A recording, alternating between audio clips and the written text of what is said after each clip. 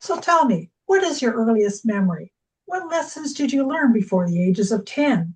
I grew up in the late 70s, early 80s. Madame Toastmaster, fellow Toastmasters, and honored guest, let me take you on my childhood tour of Grand Prairie, Yellowknife, and Red Deer. My earliest Grand Prairie memory, hence my earliest memory of all. I was 4 years old and I just started to hear. Imagine the first time you experienced a train pass.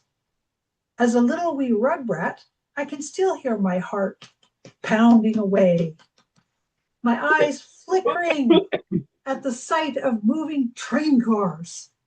Wow! I was bewildered and overtaken by the excitement of trains. Good thing I had the reassurance of my excited father. He too became excited as a child, jumping for joy. Picture a 35-year-old grown man bouncing up and down like Tigger, the bouncy orange and white character out of Walt Disney. And yes, Tiggers are a wonderful thing. He resembled one of those. This would be a grown man turning into Mr. Adventure, Mr. Fun for his 4-year-old daughter. The uncontrolled laughter and joy must have felt his heart. After that day, he gave me the nickname Dow Wow. Well, my second Grand Prairie memory included my first friend, Debbie Ann. I met her in play school.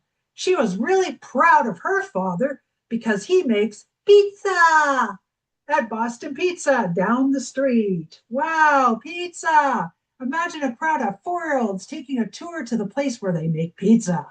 Watch the hyper preschoolers jump up and down for joy. Yay! My confident, high energy friend Debbie Ann really made an impression on me. She was a cool kid, and she was eager to share her friendship with me. So I followed her around everywhere. I became her shadow. My parents will call my name, Danielle, Danielle, Danielle. No, I would emphatically say no. And yes, I would use a 2-year-old's favorite syllable. No, my name is Debbie Ann. So tell me, was I joining a movement or was I joining a cult? Well, moving on to Yellowknife, here is the start of kindergarten and the start of some more memories. Welcome to Dennyland, the land of the midnight sun, big rocks, and other fine adventures. In Yellowknife, I went to Mildred Hall School. On my first day, I was a shy little kid hiding under my mom's poncho, where my mother introduced me to my teacher and my TP classroom. As I become familiar with my school and the curious local kids were eager to get my attention, they would poke me, pull my hair, wave their arms until I acknowledged them. And yes, I would be greeted with some cheerful grins and some laughter, of course. The local kids were fun and inviting. Without any thought, I joined them on their way home to some impromptu fun. These kids were from the Denny communities in the old town. Yes, I had lots of fun exploring their neighborhood and making new friends. Well, as for Red Deer, that's where I went to elementary school at 8 years old. My mother enrolled me in ballet. I was a clumsy child attempting to dance, but I was constantly tripping over myself, doing some famous face plant. Not much prowess there. I started ballet and went to classes 3 evenings a week. I was introduced to a demanding, strict dance teacher. Joseph was a spirited, high energy dancer from the Ivory Coast in Africa. He came to Canada after completing his training from a high quality dance school from Paris. He spoke to us in French and English as he had to show us the dance positions, and they have French names. He was strict and he kept his evil eye on me. And yes, I can still hear him saying, "What are you doing? Come on, old lady, show me some energy." After each class, I was drained and sleepy, tripping over myself, dragging my feet, because my dance teacher always gave me a whipping for those lazy, feeble attempts. Feel the burn! Ow! Needless to say, this was torture.